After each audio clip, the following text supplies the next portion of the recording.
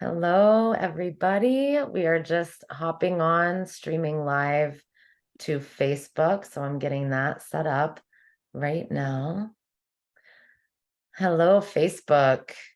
It is Barbara here.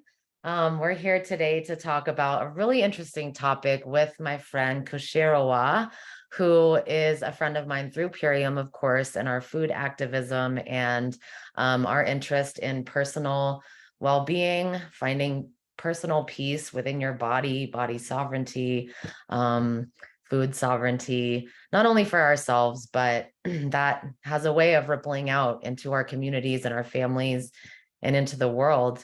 And I got really interested because she made a post about going on this journey into a frugivore lifestyle and really just embracing eating. You can literally eat as much fruit as you ever want to eat on any given day, which is beautiful. Fruit is such a lovely bounty of the earth that really is a right that we all have, is the bounty of the earth. And when you look at the state of the food supply now and the way that things have been going for us with not only our nutrition, what we're able to consume, but what we have access to, you know, there's a lot that we're going to talk about with regards to that. But being able to have access to really nutritious, whole food, plant food of the earth that's grown in organic regenerative soil. Um, Anybody who has followed food activism over the years knows that this is a big deal right now. And we have access through this company, Purium, to some of the purest live dehydrated organic superfoods and fruits of the earth. We're regenerating the soil. We have compostable packaging. It's time to live with the earth again. It's time to be one with the earth again. And so we're here to talk about our love for fruit. And do you want to give like an introduction for yourself at all, Kushi-Rawa? I would love to know um, really like what inspired you towards this frugivore lifestyle and towards Purium in general, just like a brief synopsis of your kind of story with that and your journey. Yeah, for sure. So I'm Kushi-Rawa, and my journey with food and the incorporation of like a higher density form of nutrition has been kind of a bit of a lifelong journey. But this past 6 months, I've really focused in on what it's like to incorporate way more fruit nutrition during the day. And this was really after not only healing my gut and just having so much relief of so many different symptoms that I was enduring for so long, but just leaning into researching what what it's like to have more fruit in one's diet, what that does for the body, the different healthcare professionals that are out there talking about this as a big, huge kind of switch to flip in a certain sense. And just also just doing my own experiments with what feels right in my body and what feels the best, how are my energy levels, that sort of thing. So, and I've always strongly believed that if you're not feeling that great about what you're consuming. And mind you, I was consuming very healthy whole food prior to leaning more into fruit. But I was eating a lot more cooked food, which I was noticing was causing, a lot more bloating, a lot more inflammation in my body. And I just decided, I'm going to lean into fruit more. And it's been so rewarding so far. And I just love the research that is being done as well around frugivore lifestyle and what that really looks like. And it's different for everybody. And I really want to make, a point of saying that it's going to be a different journey for everyone that steps into more fruit eating, and it's meant to be a journey. It's not meant to be, like all of a sudden one day all you eat is fruit. And that's really not the case for me because I love superfood nutrition. I love our Purium products, and I'm just doing what feels really good for my body. And I feel like that really is the key of this conversation, is doing what feels the best for our body as a whole. And I love what you said about it being a really personal evolution for each person. Um, one of the things that I did want to talk about is our personal evolution from childhood through now.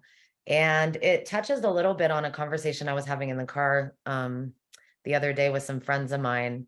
And we were talking about how our cravings, whether that's for certain foods, whether that's for certain chemical use, addictive things like alcohol, even drug use that we see like a lot right now with the houselessness out in the streets and things and people's mental well-being, that the cravings that you have are kind of set up by what you consume. And so if you're eating, I know like when I was a little kid, I used to love eating fruit. I loved fruit. If I was like, out playing at the park or something like that, like a fresh, juicy, like orange in my mouth. And like, I just have these visceral memories of like the sunshine and the grass and the taste of that orange and like what that would be. And having that experience too of it delivering that energy to your body when we're eating actual, real, the sugars of the earth, not synthetic sugars, not processed sugars and things like that. You really receive that energy in a different way because your body kind of knows what to do with it.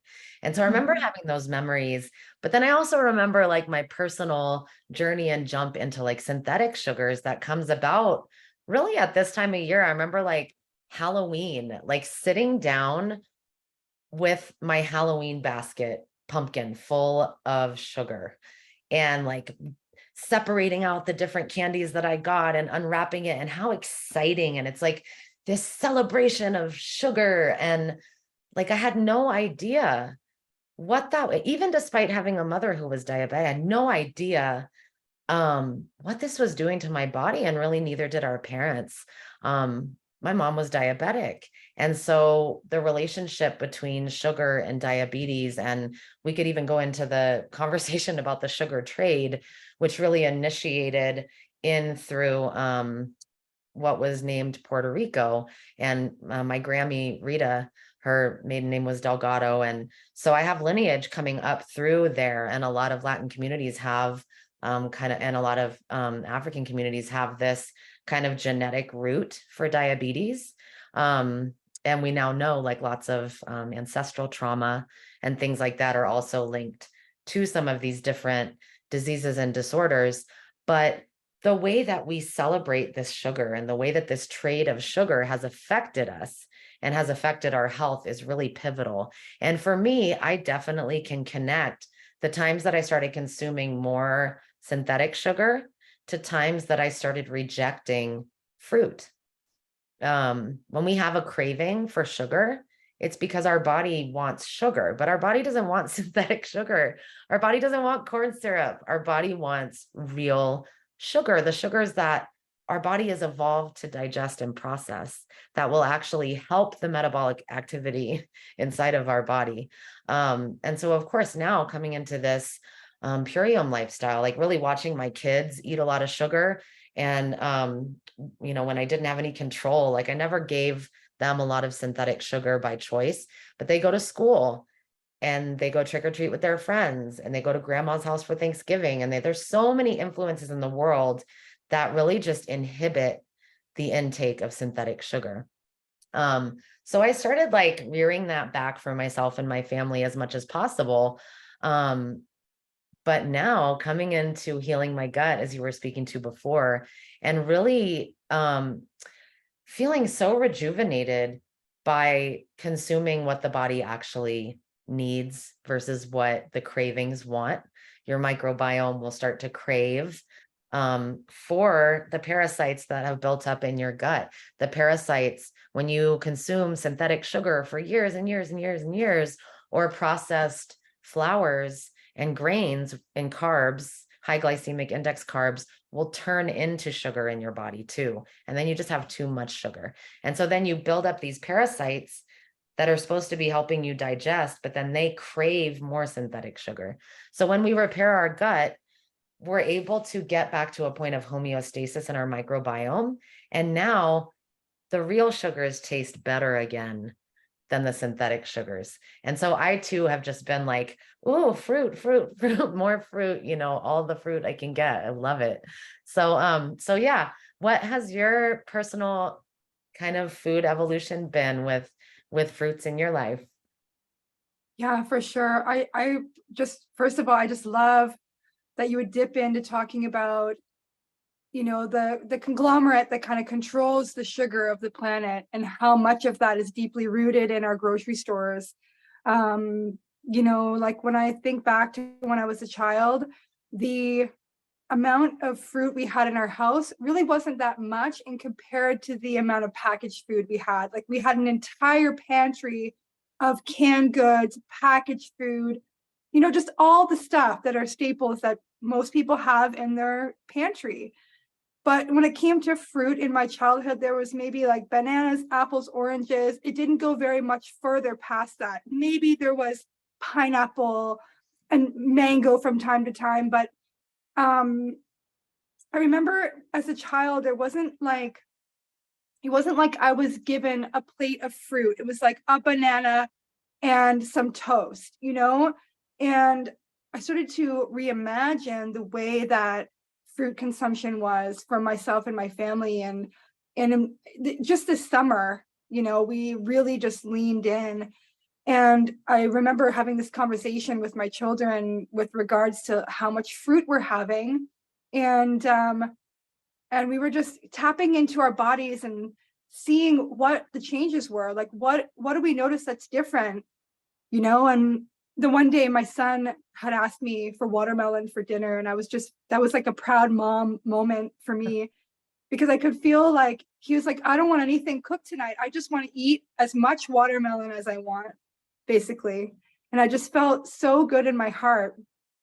But then, coming back to when I was growing up, I remember wanting more fruit, but really not understanding how to voice that, and not really having the familial support to kind of lean into that. And so I would definitely go and eat sugars that were no good for me. And I was told, like, don't eat a lot of that, it's not good for you. But actually, no one ever explained to me or educated me on why it is that we are not supposed to be consuming a lot of these processed sugars. And as a result of that, I was a sugar addict for years, like years and years. I was a sugar addict. I really struggled with it. And, I had done even protocols that called me into cleansing my gut, cleansing my colon, cleansing my tummy. And nothing really quite worked until I did the system from Purium. And I noticed within just a few days, I had no sugar cravings. Like it was incredible. Like when I say no sugar cravings, I wasn't craving that unhealthy sugar that we reach for when we're having that craving. And and really when it comes down to it, we won't really crave sugars that are unhealthy for our bodies if we have a healthy gut microbiome. But like I mentioned, this was only within a few days. I hadn't even gone at removing the parasites from my system yet, which was remarkable for me. So when we're giving the body everything it needs at the foundation, we're not in need of all that processed stuff. Our body just doesn't want it anymore. And that's why I talk so much about like flipping a switch. Sometimes it's really like that.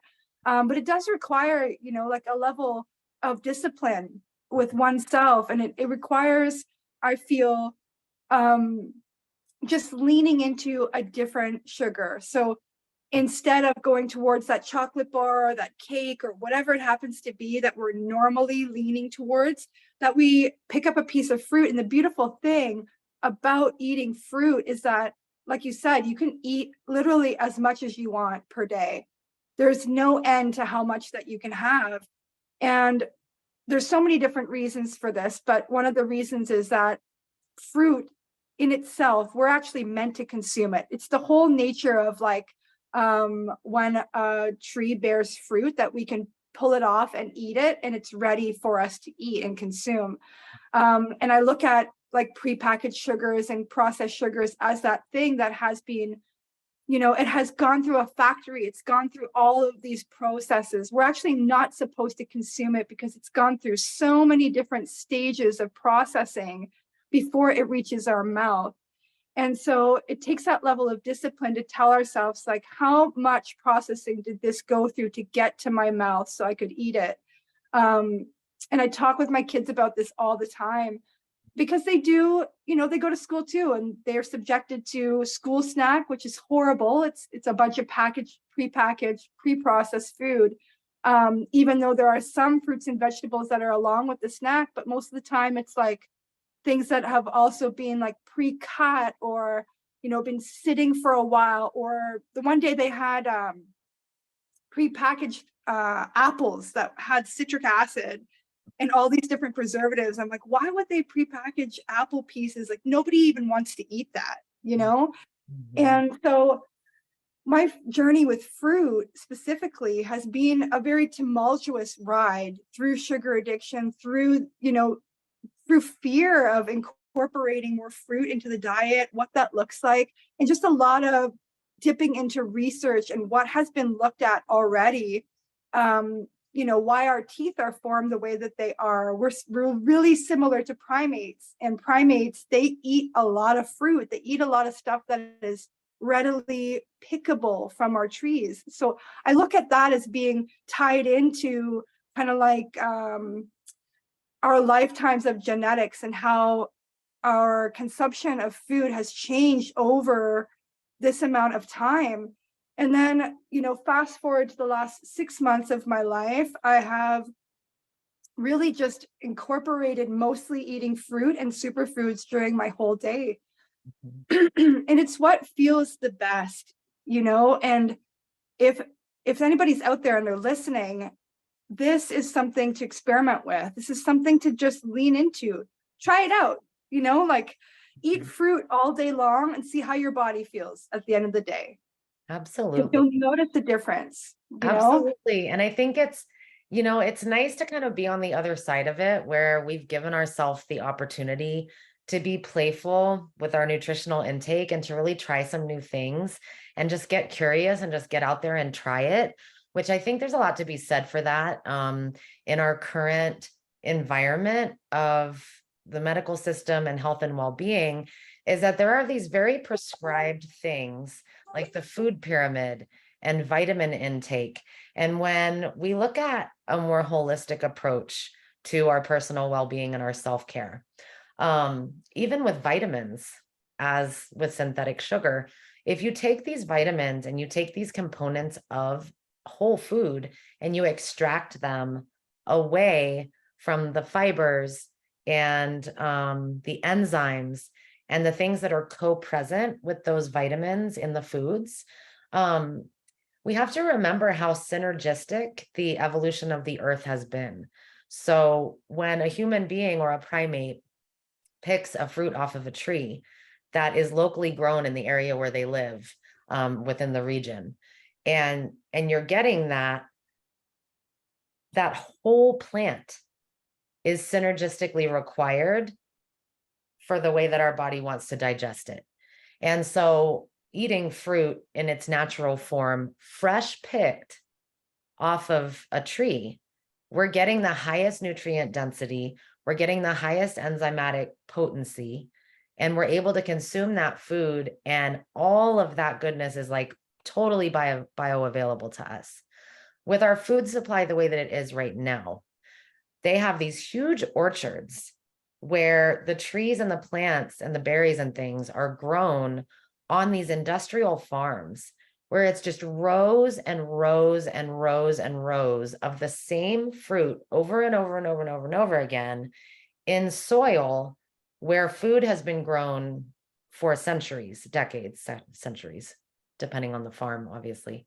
But that soil doesn't have the biodiversity within it, because when you go out into like an actual forest, like a rainforest or something like this, that has like this huge diversity of fruit and wildlife and plants and leaves and herbs and roots, the soil has microbes in it that are feeding and in funguses, even and things, bacteria, viruses that are a part of the synergy of that growth environment.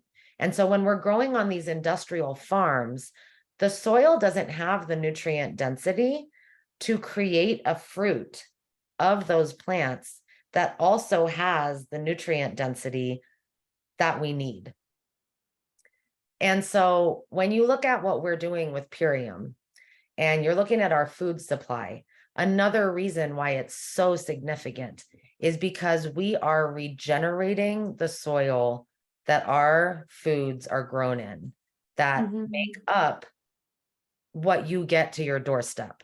So we're not sourcing our fruits, our vegetables, our funguses, our anything, roots or herbs, from just some industrial farm where it's grown in dead soil.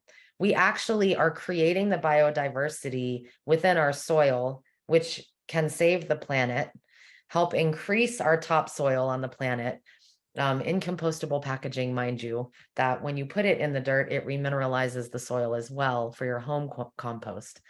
But when you have a food supply that's that nutrient dense and it's live dehydrated through a process that preserves the enzymes, and this is key because there's lots of live dehydrated superfoods out there on the market. And there's lots of ways to look at that. Like, yes, it's good that we have more access to superfoods, but if those superfoods are grown in dead soil, and if they're live dehydrated in a way that's not preserving the enzymes, you're not actually eating a whole food. And so that's another really important. We're really the only company that is providing this process for live dehydration. And so we're really getting the whole food. Lots of holistic practitioners will give you a list of vitamins to go buy at Sprouts or Vitamin Cottage or whatever. But when you're getting your supplementation in this whole food way with the enzymes co-present, we're actually inhibiting the process that our body has evolved to go through to digest this stuff and to make it bioavailable. So lots of times when you consume the synthetic things, you eat it, and a lot of it just gets pushed out of your body because the enzymes aren't there. So when we eat it with the enzymes present, then we're able to really have those nutrients delivered to our organs through all the metabolic processes, which is just absolutely beautiful. One of the biggest things, and this is the next thing I want to touch on, because I want to talk about the evolution of the human digestive system. So a lot of people, when I make a post on my timeline about anything having to do with plant-based or, how we can really get protein from plants and things like that. I think I made a post about astaxanthin, I think is what it was. Maybe it was chlorella. I'm not sure, but it's like a really amazing supply of protein to our body. And somebody was saying, well, it's plant. And so it's got a cellulose cell wall and our body cannot make the protein available to us with that. Well, so this is actually an algae. And so algae does not have a cellulose cell wall because it's actually not a cellulose walled cell. And so it is actually bioavailable. So there's lots of miseducation out there. And then other people say, well, whenever we became hunters and we started cooking meat, our body evolved to be an herbivore, right? And so our body, that's why we don't have what we need in our digestive system to break down these plants in the ways that we need to.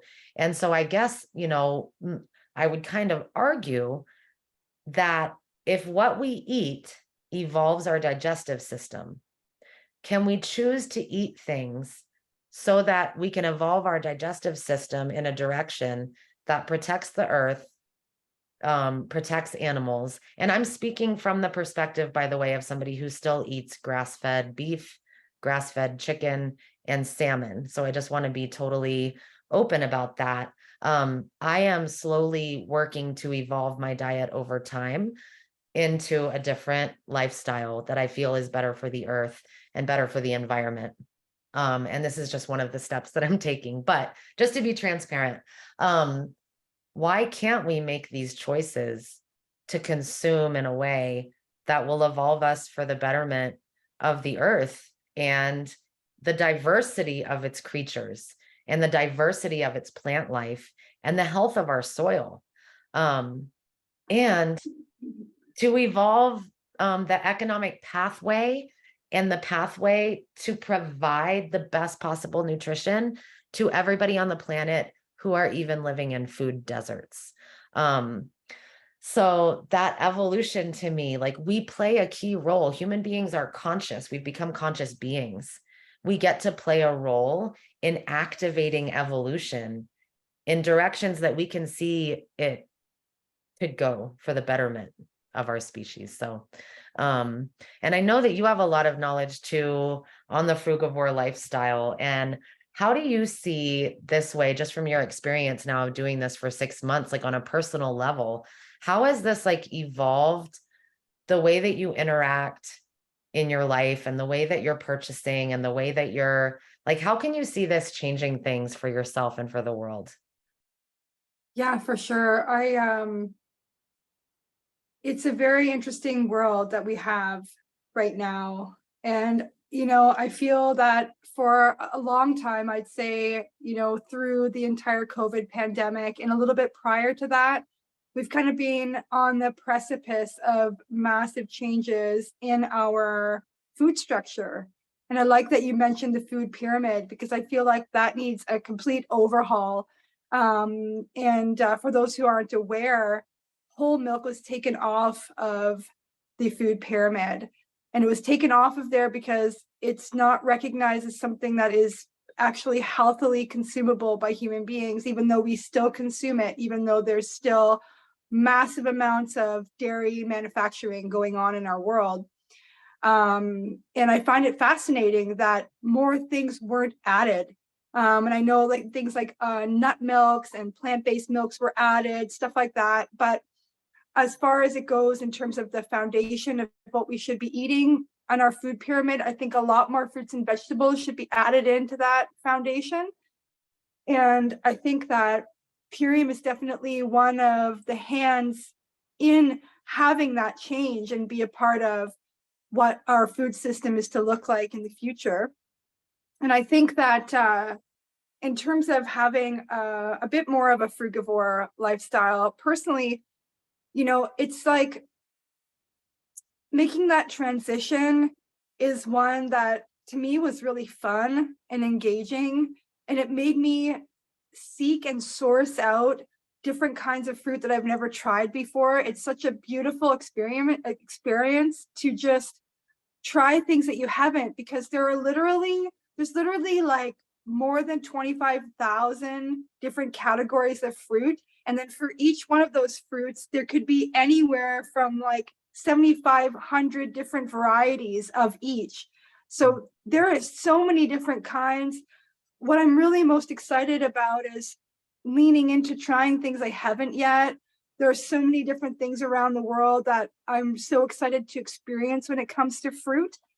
But in terms of where I think it needs to be beginning a little bit more, and what we need to lean into a little bit more in our systems, like our institutions, our schools, our hospitals, and places of community, is just leaning into providing that on a foundational level for children.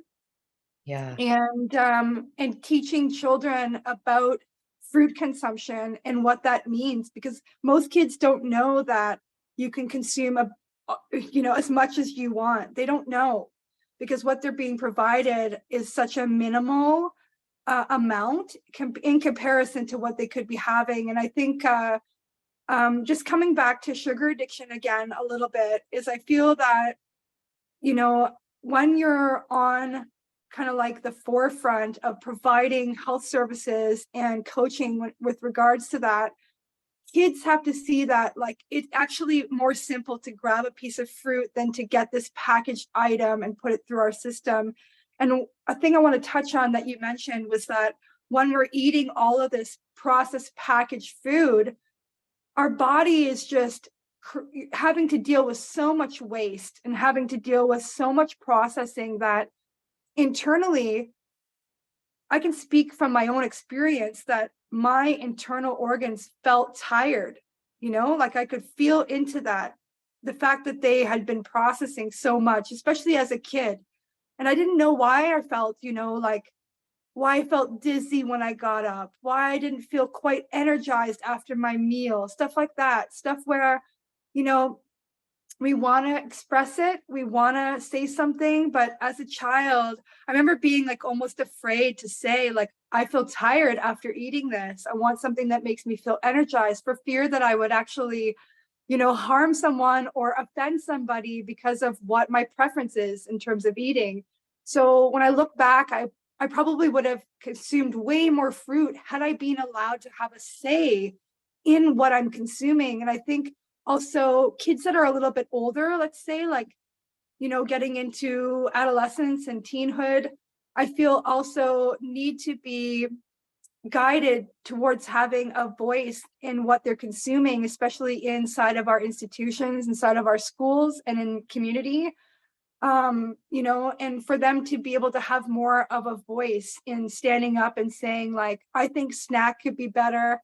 I think we could be eating more of XYZ, whether it be fruit or not. I mean, it's a different story, but I think overall, if we were incorporating more of this idea that fruit is a foundation of living healthy and of having a healthy digestive system, then I feel like the understanding of that knowledge will change. And in terms of our soil health, that's something that I really wanted to make sure I touched on. I feel as though, like I said, I feel like we're on this precipice of something really massive changing.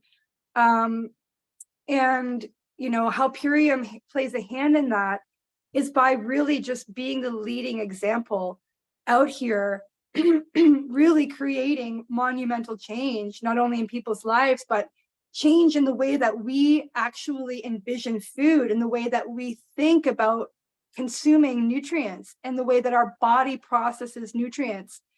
Our bodies work on a cellular network. We are made of so many cells that are just working together in our favor to create the best optimal outcome. Mm. And that's the way that I look at fruit consumption. Is it's the same thing. It's going right to our cells, bioavailable, and we're receiving a different level of water in our system as well. And that's H3O, which is like giving your body structured water. And I had someone recently ask me about this, and we had such a beautiful in-depth conversation. And the only way that I can really truly explain the difference is that you can feel a difference in hydration when you're consuming a different level, excuse me, of fruit. You can just feel a different level of hydration. And I feel like one of the big things to take notice of is our skin health. And when we're consuming fruit, it clears out our skin being our largest organ. And I was somebody who suffered with cystic acne. And for anybody who doesn't know what that is, this is like really painful pimples and lesions that sometimes take, anywhere from a few days to 6 weeks or so to clear.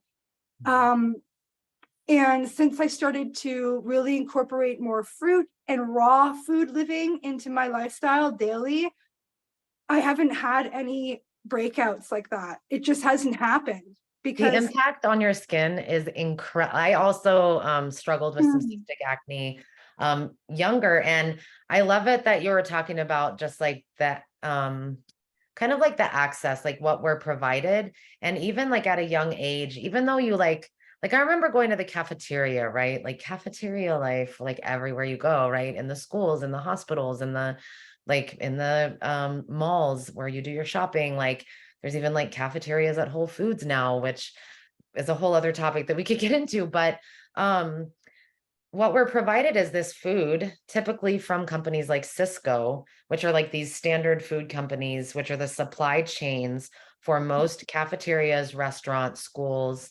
hospitals, places of that nature, our nursing homes, our daycares are all receiving this food supply from these specific sources, where the main dish is, a meat, a processed noodle, processed cheese. That's like your main course pretty much for every meal. That's the main deal. Get a little scoop of vegetable, little scoop of fruit, like maybe some bread, if you even choose that, and you're good to go. Most kids just do a dump of the main dish and that's it. That's what they eat. They go, they're done. Tired of their parents pestering them to eat the fruits and the vegetables. They go full revolutionary and they just like eat the noodles or whatever.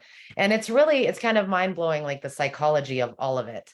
But I also love that you really talked about these greater systems, because to me, the most powerful aspect of what we are doing at Purium is this evolutionary way of, as you also said before, reimagining our food supply. And this is happening on a grander scale right now. All the power structures of the world right now are literally crumbling because the earth provides a bounty for us to enjoy synergistically amongst all the species of the earth. And what we've watched is the human species build this power structure of control over access to things like food, things like water, things like shelter. These are basic human rights. Things like fuel, things like basic things that we as humans have a right to have because we exist on the planet. Um, and it just blows my mind. But what really inspires me and keeps me going every day to not just like crawl into my bed and want to fall into like a deep depression is that there's people out here doing the work to change these power structures. And I'm not only talking about people who are like going into the Congo, where most of our mineral resources are provided to be operating our cell phones and operating our computers and storing this quote unquote clean energy using lithium batteries, where all of the minerals are being mined out of the earth in places like the Congo, where they have really the most mineral rich areas of the world. And are those people in the Congo benefiting from those mineral rights? Absolutely not. Absolutely not. The people that are benefiting are other superpower countries, right? Yeah. And those people that actually live in those places are not being provided basic human rights. And so you have like a food desert where they're maybe having some rice and some beans that are probably bleached rice, that are probably beans flooded with glyphosate and pesticides and things. Um, you also have, fuel, right? Purium is amazing because we live dehydrate our foods using wind power on so we're doing everything in the most earth friendly way that we possibly can, but unfortunately most of the world is not doing that, right? These great power structures that need fuel. And so you have places like Palestine and Iran and Iraq and Afghanistan who live in the most oil rich areas in the world, and their people are deeply suffering. And like even in Palestine right now, they don't even have fuel for their hospitals to care for their people. And with food, it's really mirrored. They don't have food to eat there. And we have food on our plates because some of the biggest oil companies are in our country, and some of the Mhm. biggest. And so we're doing the work to break down these power structures, and we're thinking globally, but we're acting locally by providing food sovereignty for ourselves, by giving our our money, our financial support to a company who is providing foods that are nutrient dense, grown in regenerative soil, and whole food, plant based, really the best for the synergy of your organ systems on the inside. What that does is it provides a possibility for that synergy to exist on the cellular level, in your organ systems, in our communities, out into like a meta conversation about how can we provide this type of sustenance into food deserts in our country where people don't have access to fresh organic food grown in regenerative soil. And the goal, we're still a relatively small corporation with what we're doing, but we want to provide this to food deserts. We want to provide this to other countries as well, because these places that are being mined by these large corporations, they don't have access. And we have a beautiful structure and a way to provide access. And,